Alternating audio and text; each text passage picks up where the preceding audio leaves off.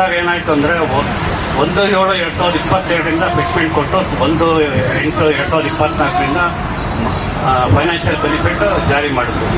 But ಅವರು ಆ್ಯಕ್ಚುಲಾಗಿ ಕೊಡಬೇಕಾಗಿದ್ದು ನಮಗೆ 1/4/2023 ಏನು ಮಧ್ಯಂತರ ಪರಿಹಾರ ಕೊಟ್ಟರು ಅಲ್ಲಿಂದ ಜಾರಿ ಕೊಡಬೇಕಾಗಿತ್ತು, ಕೊಟ್ಟಿಲ್ಲ. ಅವರು 1/8/2024 ಕೊಟ್ಟರು.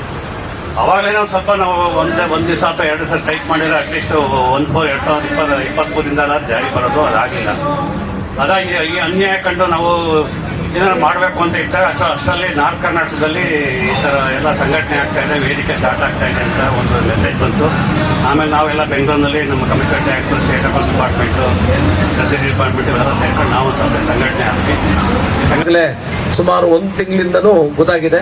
ಕಾರಣ ಇಷ್ಟೇ, 2022 ಜುಲೈ ಇಂದ 2024 ಜುಲೈ ಒಳಗಡೆ 25 ತಿಂಗಳಲ್ಲಿ ಯಾರು ನಿವೃತ್ತರಾಗಿದ್ದೀವಿ ಅವರಿಗೆ